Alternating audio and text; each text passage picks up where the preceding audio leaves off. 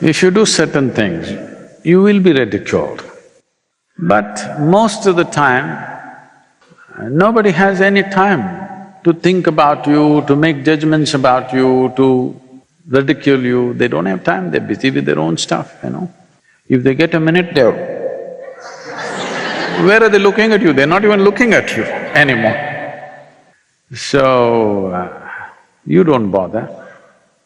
If you look little ridiculous and people laugh, I'm not saying you must make a fool of yourself all the time, but it's all right.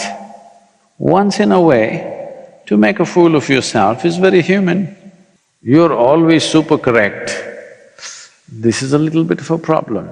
This doesn't mean that you're right, this means you're a little screwed up. I'm always right doesn't mean you've gotten it. It means you're just little screwed up, that's all, you're not able to see. That is when you become ridiculous. So, don't bother about what somebody is thinking. What somebody is thinking is their problem, isn't it? What is happening in their mind is their problem, yes or no? Are they coming and telling you, you're ridiculous? You don't know what's happening in their mind, why are you trying to read everybody's mind?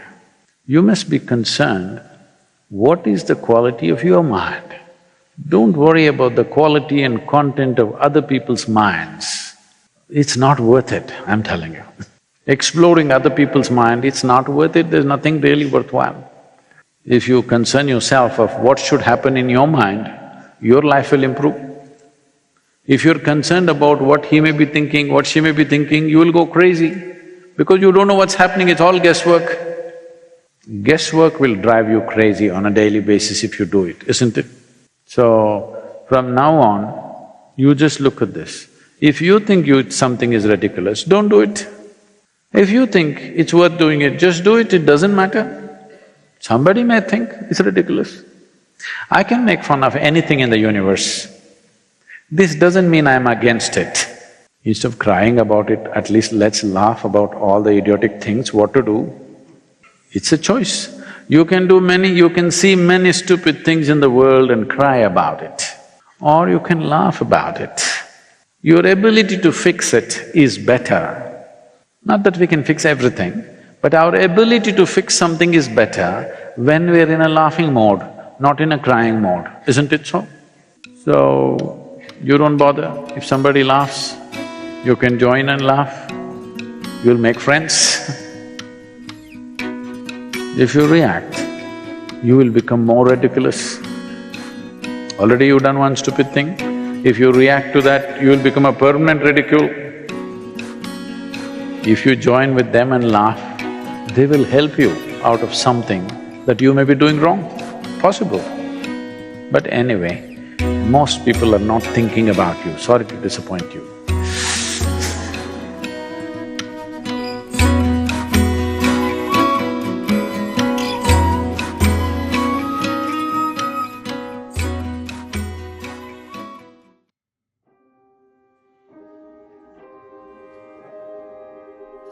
Before I talk about the harm that the attitude of judgment causes in your life, let me first tell you what judgment really is.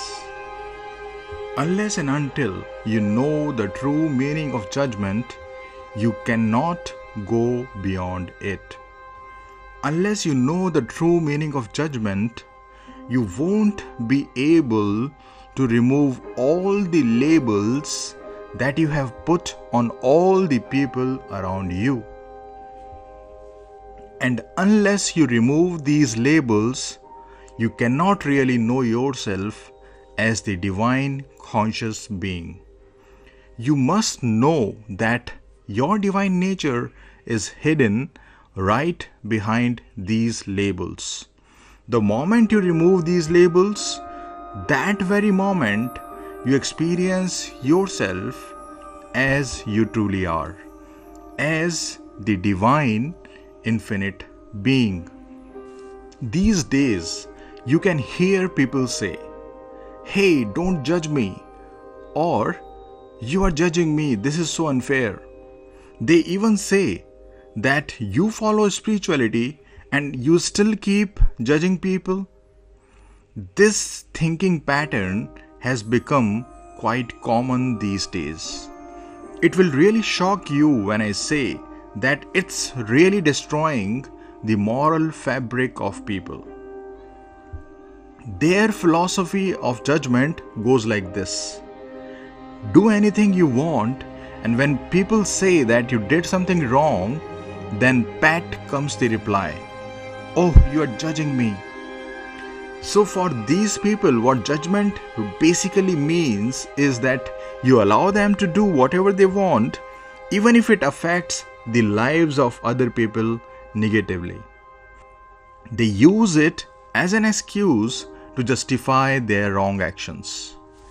If you catch a thief stealing something and he says, "Oh, you are judging me," a terrorist may say, "Oh, you are judging me, calling me a terrorist."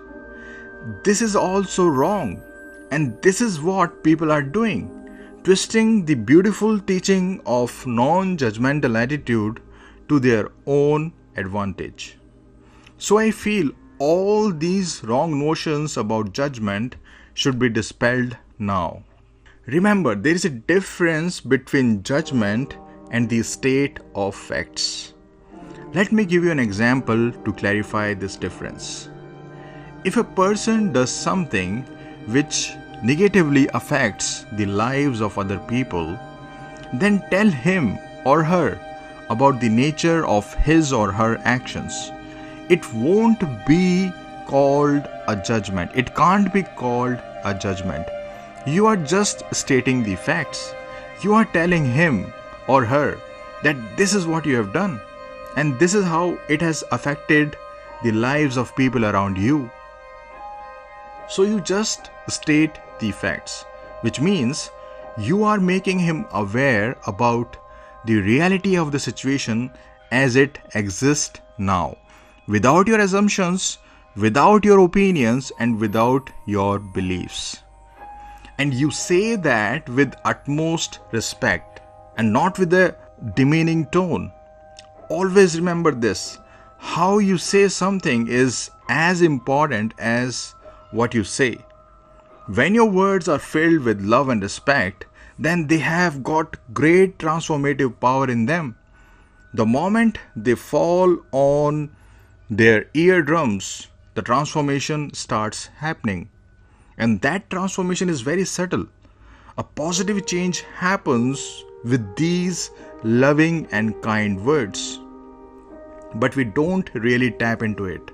We just try to point out the faults of others, as if we are waiting for them to commit mistakes. And we take great pleasure in that. This is obnoxious thinking. Buddha said, "Speak and act lovingly, and happiness will follow you like a shadow." And speak and act with hatred or anger, and trouble will follow you as wheel follows the ox that draws the cart. So what I'm saying is, how you say something is really, really important. And as a spiritual seeker, you must pay great attention to this. Not a single word should pass your mouth which contains anger, hatred, or any negative feeling in it for the other person. This is your sadhana. This is your spiritual practice. And this is meditation. So even if you want to point out faults of others, even if you want to make them aware about their mistakes, then do that with all love and care. So pointing out faults and mistakes is fine as long as that is done with love and care for the other people. But then you will have to take great care in finding out whose faults or mistakes you have to point out. Here I was talking about only for those people who live with you or work with you. Other than these people who live with you or work with you, whatever you will say will be just your labels of judgment, and that will hamper your spiritual growth. Because time and energy are limited. If you spend this limited amount of time and energy on deciding who is good and who is bad, then you won't have any energy left to know who you truly are beyond this body-mind complex. You won't have any energy left to know your divine, conscious, blissful nature.